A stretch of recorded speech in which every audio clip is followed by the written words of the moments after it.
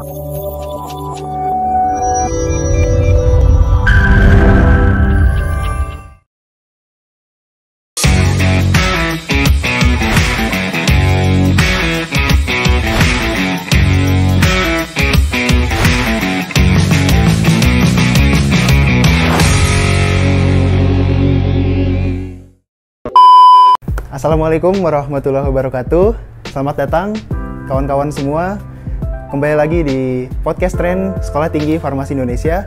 Kali ini bersama saya Famil Hamdarmawan yang akan membahas mengenai sebuah isolat yang tentunya cukup banyak beredar di negara kita sendiri, Indonesia. Nah, pada podcast kali ini kami akan membahas mengenai katekin.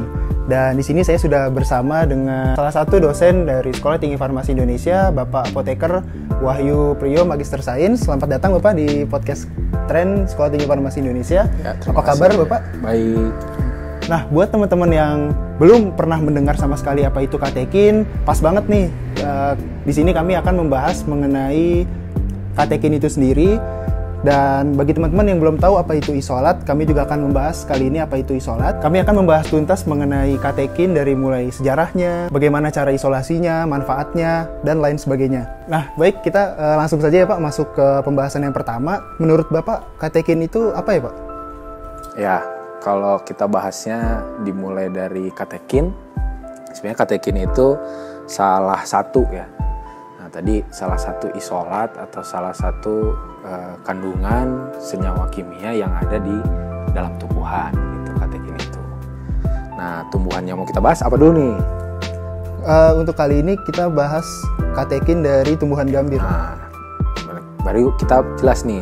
Jadi tumbuhan yang mau kita bahas asal muasalnya adalah apa? Gambir ya. Gambir. Jadi sebenarnya banyak sekali sih tumbuhan di Indonesia yang saat ini tuh banyak banget mengandung katekin, senyawa katekin atau isolat katekin gitu. Nah, salah satunya gambir gitu. Kalau tumbuhan-tumbuhan lain itu ada teh ya, baik teh hijau atau teh hitam itu juga mengandung katekin. Nah, karena kita fokusnya ke gambir, nah jadi memang menurut penelitian gitu ya yang sedang berkembang, yang banyak dikembangkan gitu, memang ada satu kandungan yaitu katekin ini yang memang cukup tinggi dalam tumbuhan gambir ini. Baik Pak, untuk gambir sendiri kira-kira sejarahnya seperti apa ya Pak, dan tersebarnya itu di mana aja ya Pak? Oke, kalau sejarah awal gambir, nah itu juga saya kurang paham detailnya ya, ditemukan tahun berapa, penemunya siapa gitu. Tapi kalau saya boleh menjelaskan, jadi gambir ini memang tanaman yang memang sebarannya khas di Asia, khususnya Asia Tenggara gitu. Nah, lebih khususnya lagi secara nasional di Indonesia. Nah, itu gambir itu banyak sekali di Pulau Sumatera gitu, khususnya di daerah Provinsi Sumatera Barat. Nah, banyak sekali digunakan di Sumatera Barat itu secara turun-temurun ya, secara tradisional digunakan oleh masyarakat sekitar. Oh, baik.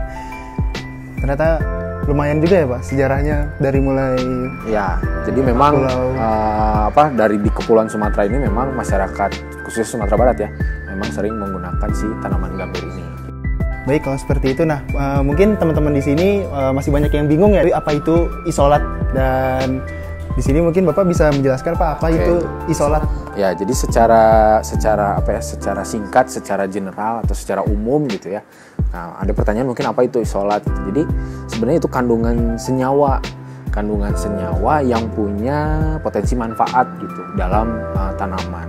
Nah, isolat sendiri itu asalnya sih sebenarnya dari isolasi. Jadi kalau misalnya dalam dunia kefarmasian ya, kita itu mengenal teknik isolasi. Jadi dalam kandungan senyawa dalam tumbuhan itu kan macam-macam banget ya, banyak banget ya, kompleks ya Fahmi ya. Nah, itu bisa kita ambil tuh satu persatu gitu. Misalnya contohnya ya itu tadi katekin. Di dalam gambir sendiri ada katekin, ada tanin ya, dan lain sebagainya. Nah, kita bisa ambilnya dengan teknik, misalnya teknik ekstraksi, misalnya dengan teknik perendaman atau pemanasan dengan pelarut-pelarut tertentu ya, sesuai dengan kepolaran dari sifat dari si senyawa yang mau kita ambil ini gitu. Nah, senyawa inilah atau isolat inilah yang memang punya manfaat gitu. Oh, baik kalau gitu.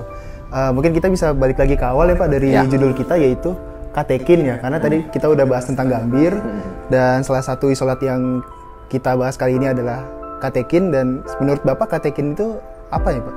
Ya, jadi katekin itu senyawa turunan. Jadi kalau tumbuhan itu kan ada turunan metabolitnya ya, metabolit sekunder, metabolit primer. Nah, turunan dari polifenol gitu.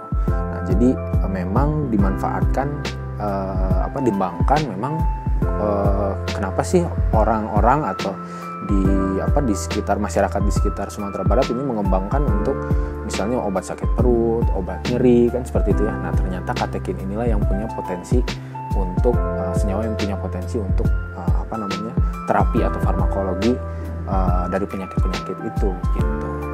Baik Pak, mungkin secara singkat dan general ya Pak, untuk mendapatkan isolat dari suatu tanaman, khususnya gambir yang sedang kita bahas kali ini, kira-kira dalam dunia farmasi itu seperti apa ya Pak? Ya, kalau sebelum ke farmasi nih, kalau secara tradisionalnya dulu ya, secara tradisional kan dikembangkannya misalnya si gambir ini karena dimanfaatkan potensinya tadi ya, si gambir ini bisa diekstraksi atau diendapkan ya, kemudian dipadatkan. Biasanya tuh masyarakat sekitar tuh dipakai untuk bahasa kita nyirih gitu ya, atau diemut gitu ya, atau dihisap begitu ya. Nah, biasa seperti itu gitu untuk memanfaatkan si produk senyawa ini katekin ini. Nah, kalau dalam dunia farmasi sendiri bisa dikembangkan dengan metode ekstraksi gitu. Kalau kita kenal banyak ya macam-macam ekstraksi yang sudah kita pelajari di kimia bahan alam atau fitokimia, misalnya dengan cara panas gitu, direbus gitu ya. Kemudian dikembangkan lagi misalnya dengan pelarut-pelarut yang memang tingkat kepolarannya ini sama seperti katekin, misalnya dilarutkan atau diekstraksi dengan etanol, misalnya dengan ether gitu. Nah, tujuan akhirnya kita dapat senyawa tunggalnya atau isolat tunggalnya si katekin ini. Berarti cukup rumit juga ya Pak dalam dunia farmasi untuk mendapatkan si katekin ini secara murni gitu ya? Iya, jadi intinya pengennya dapatnya murni gitu ya, senyawa tunggalnya, tidak ada senyawa lain atau senyawa pengotor lain yang kita dapatkan gitu, supaya lebih pasti gitu ya yang kita dapatkan.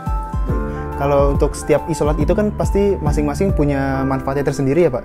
Kalau dari tanaman gambir, sebelum kita ke katekin, mungkin dari tanaman gambir sendiri.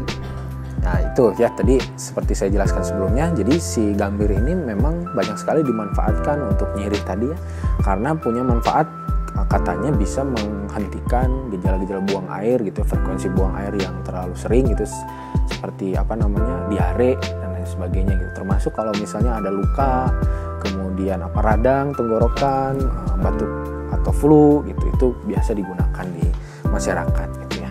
Nah, dalam katekin pastinya ada efek secara farmakologi gitu ya Pak ya.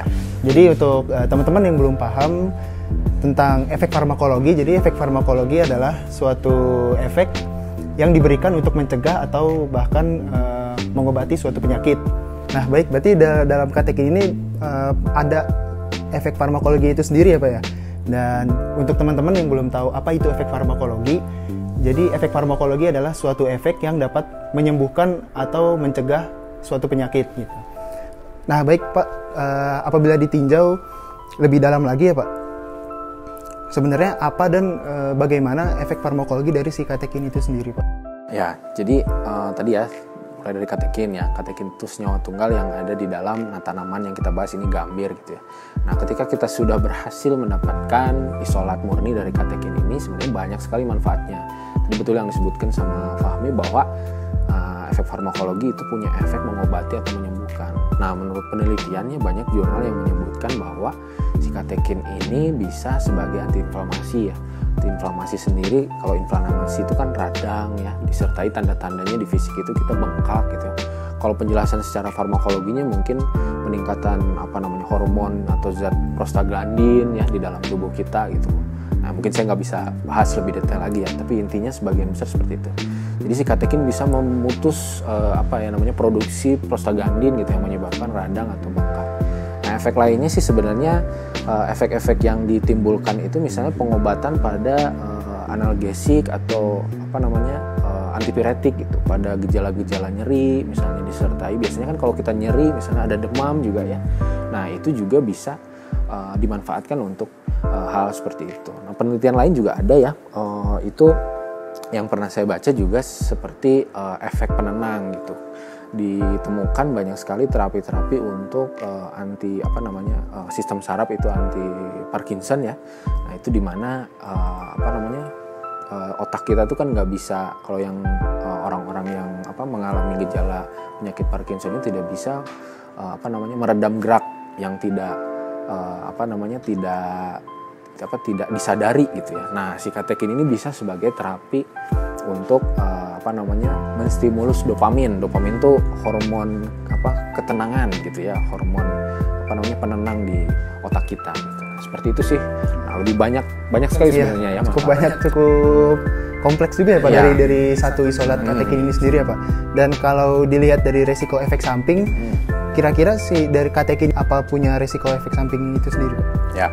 Kalau efek samping secara khusus, secara spesifik, saya pun masih perlu banyak belajar ya. Tapi yang jelas adalah apapun senyawanya, apapun obatnya gitu ya, kalau diberikan tanpa dosis yang tepat gitu ya, diberikan secara berlebihan, itu pasti ada efeknya gitu, pasti ada efek buruknya gitu. Terlalu banyak itu apapun pasti nggak bagus ya buat tubuh kita gitu. Jadi katekin pun sekarang masih banyak dikembangkan apa sih efek samping atau efek yang ditimbulkan gitu. Nah banyak sekali juga produk-produk obat-obatan ya yang berbahan dasar zat aktif dari katekin ini. Nah masih banyak dikembangkan efek sampingnya atau efek jangka panjangnya ya gitu.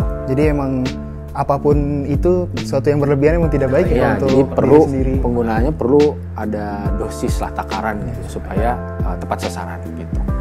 Baik Pak, mungkin ini pertanyaan terakhir ya Pak sebagai penutup. Menurut Bapak apa pandangan mengenai potensi pemanfaatan tanaman herbal di Indonesia? Ya pertanyaannya cukup bagus ya. Justru kita sebagai bangsa Indonesia ya, banyak sekali kita tahu tanaman-tanaman yang belum bisa kita eksplorasi secara luas gitu. Banyak sekali tanaman-tanaman, khususnya tanaman obat yang masih perlu banyak kita kembangkan gitu. Nah mungkin akan ada akhirnya zamannya bahwa obat-obat sintesis itu akan digantikan dengan obat-obat herbal gitu. Nah, marilah kita gitu ya, bangsa Indonesia yang kaya ini akan sumber daya alamnya, kita juga sebagai penerus-penerus ya, mahasiswa khususnya farmasi, kita bisa banyak lebih mengembangkan supaya pemanfaatan bahan herbal ini bisa semakin baik gitu ke depannya. Oh, baik Pak kalau begitu. Teman-teman mungkin itu sekian dari kami, walaupun sebenarnya saya masih banyak yang ingin ditanyakan Pak, cuman karena durasi terbatas maka kita cukupkan saja podcast Tren kali ini. Dan bagi teman-teman yang menyukai video ini bisa klik tombol like di bawah, dan apabila ada yang ingin ditanyakan bisa komen di bawah, dan jangan lupa berlangganan di YouTube Sekolah Tinggi Farmasi Indonesia. Dan jangan lupa loncengnya dinyalain. Jadi setiap ada video baru yang muncul di YouTube STFI ini, kalian bisa menjadi penonton yang pertama. Baik, kurang lebihnya mohon maaf. Itu dari kami. Terima kasih Pak Wahyu atas sama-sama waktunya. Sekian, sampai bertemu di video-video berikutnya. Wassalamualaikum warahmatullahi wabarakatuh.